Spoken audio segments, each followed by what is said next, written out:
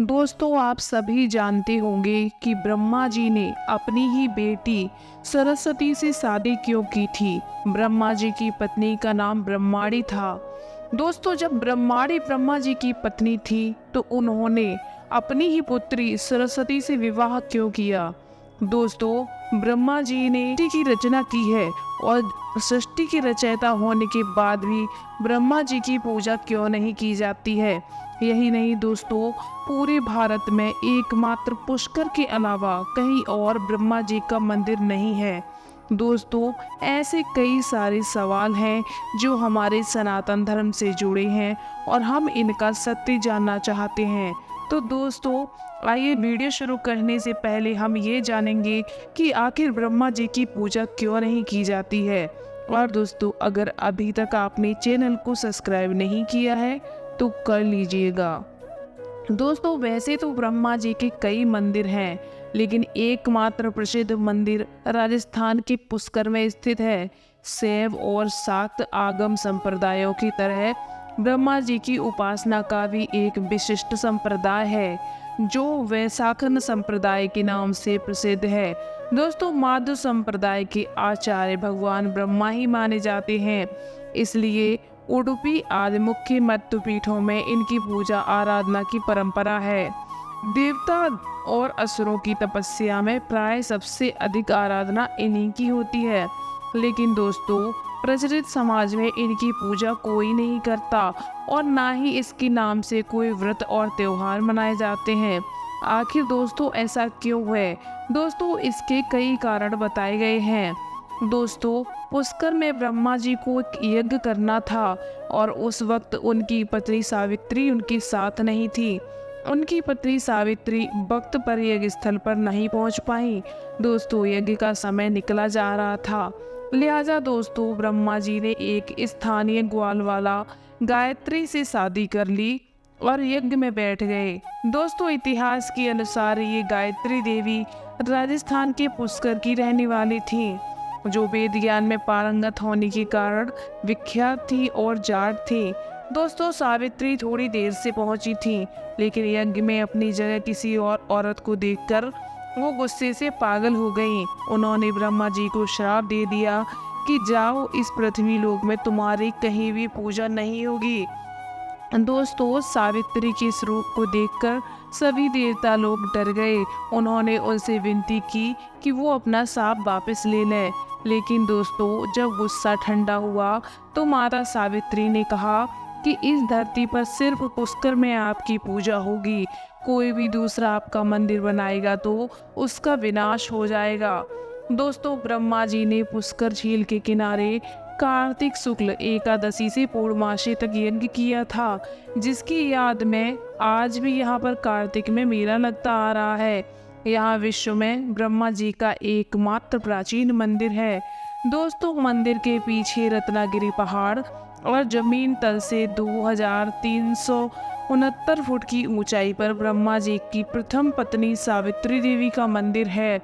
दोस्तों, झील की उत्पत्ति के बारे में कहा जाता है कि ब्रह्मा जी के हाथ से यहीं पर कमल पुष्प गिरने से जल निकला था, जिसके कारण इस झील का उद्भव हुआ। दोस्तों, राजस्थान से अजमेर शहर से 14 किलोमीटर दूर पुष्कर झील है। पुष्कर के उद्गम में भी वर्ण पुराण में वर्णन मिलता है। दोस्तों, दूसरा कारण ये बताते हैं कि प्रमुख देवता होने पर भी इनकी पूजा बहुत कम होती है। दूसरा कारण ये कहते हैं कि ब्रह्मांड की थाह लेने के लिए जब भगवान शिव ने विष्णु और ब्रह्मा को भेजा तो ब्रह्मा ने वापस लौटकर शिव से असत्य वचन कहा था। दोस्तों, जगत पिता ब्रह्मा जी की काया कांतिमय और मनमोहक थी। उनके मनमोहक रूप को देखकर स्वर्ग की अप्सरा मोहिनी नाम की कामासक्त हो गई और वो समाधि में लीन होकर ब्रह्मा जी के समीप ही आसन लगाकर बैठ गई। दोस्तों, जब ब्रह्मा जी की तंद्रा टूटी तो उन्होंने मोहिनी से पूछा, देवी, आप स्वर्ग का त्याग कर मेरे समीप क्यों बैठी हैं? तो मोहिनी ने कहा, हे ब्रह्मदेव, मेरा तन और मन आपके प्रति प्रेम लप्त हो रहा है, कृपया आप मेरा प्रेम स्वीकार करें। दोस्तों, ब्रह्म जी मोहिनी के काम भाव को दूर करने के लिए उसे नीतिपूर्ण ज्ञान देने लगे, लेकिन मोहिनी ब्रह्मा जी को अपनी ओर आसक्त करने के लिए कामुक अदाओं से रिझाने लगी। ब्रह्मा जी इसके मोह पास से बचने के लिए अपने इष्ट श्री हरि को याद करने लगे। दोस्तों उसी समय सप्त ऋषियों का ब्रह्मलोक में आगमन हुआ। सप्त ऋषियों ने ब्रह्मा जी के पास जाकर पूछा कि रूपवती अप्सरा आपके साथ क्यों बैठी है। ब्रह्मा जी बोले, ये अप्सरा नृत्य करते करते थक गई थी, विश्राम करने के लिए पुत्री भाव से मेरे समीप बैठी हैं। सप्त ऋषियों ने अपने योग बल से ब्रह्मा जी की मिथ्या भाषा को जान लिया और मुस्कुराकर वहां से प्रस्थान कर गए। ब्रह्मा जी को अपने प्रति ऐसे वचन सुनकर मोहिनी को गुस्सा आया। मोहिनी बोली, मैं आपसे अपनी काम इच्छाओं की पूर्ति चाहती थी और आपने मुझे पुत्री का दर्जा दिया। अपने मन पर संयम होने का बड़ा घमंड है आपको, तभी आपने मेरे प्रेम को ठुकराया। अगर मैं सच्चे हृदय से आपसे प्रेम करती हूँ तो जगत में आपको पूजा नहीं जाएगा। दोस्तों ऐसे ही कारणों के कारण ब्रह्मा जी की कहीं पूजा नहीं होती।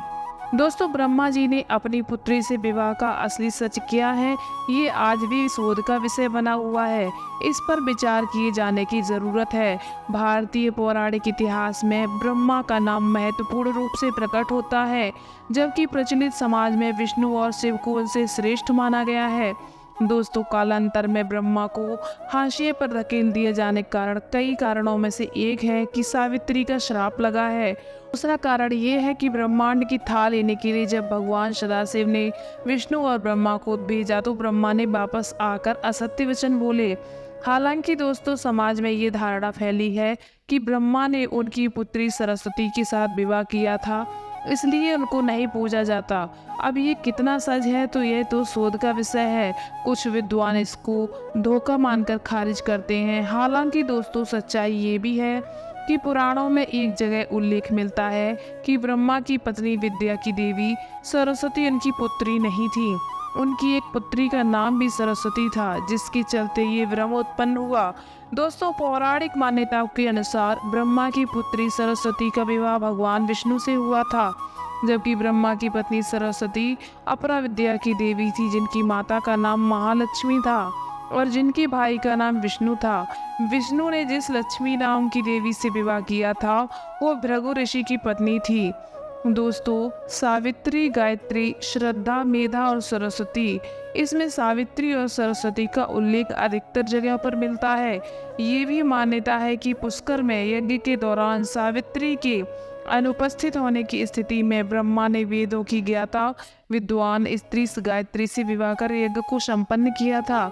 इससे सावित्री ने रुष्ट होकर ब्रह्मा जी को जगत में नहीं पूजा जाने के कारण श्राप दे दिया। दोस्तों भारत के दो ग्रंथ सरस्वती पुराण और मत्स्य पुराण में सृष्टि के रचयिता ब्रह्मा का अपना ही बेटी सरस्वती से विवाह करने का प्रसंग है, जिसके फलस्वरूप इस धरती के प्रथम मानव मनु का जन्म हुआ था। दोस्तों सरस्वती पुराण के अनुसार सृष्टि की रचना करते समय ब्रह्मा ने सीधे अपनी वीर्य से सरस्वती को जन्म दिया था। इसलिए ऐसा कहा जाता है कि सरस्वती की कोई मां नहीं, केवल पिता ब्रह्मा थे। स्वयं ब्रह्मा भी सरस्वती के आकर्षण से खुद को बचाकर नहीं रख पाए और उनको अपनी अर्धांगिनी बनाने पर विचार करने लगे। दोस्तों इस कारण मां सरस्वती ने अपने पिता की इस मनोभावना को भांप लिया था। इसलिए दोस्तों ब्रह्मा जी से बचने के लिए उन्होंने चारों दिशाओं में छिपने का प्रयत्न किया, लेकिन उनका हर प्रयत्न निष्फल हो गया था। इसलिए माना जाता है दोस्तों कि विवश होकर उन्हें अपने पिता के साथ विवाह करना पड़ा। दोस्तों सरस्वती पुराण के अनुसार ब्रह्मा और सरस्वती करीब 100 वर्षों तक एक जंगल में पति और पत्नी की तरह रहे। इन दोनों का एक पुत्र भी हुआ था, जिसका नाम रखा गया था स्वयंभू मनु। दोस्तों मत्स्य पुराण में ये कथा थोड़ी सी भिन्न है। मत्स्य पुराण के अनुसार ब्रह्मा के 5 सिर थे। कहा जाता है कि कालांतर में उनका 5वां सिर भैरव ने काट डाला था। दोस्तों जब ब्रह्मा जी ने सृष्टि की रचना की तो वो समस्त ब्रह्मांड में अकेले थे। ऐसे में उन्होंने अपने मुख से सरस्वती, सांद, ब्राह्मी को उत्पन्न किया और ब्रह्मा ने अपनी ही बनाई हुई रचना सरस्वती के प्रति आकर्षित होने लगे और लगातार उन पर अपनी कुदृष्टि डालते रहे।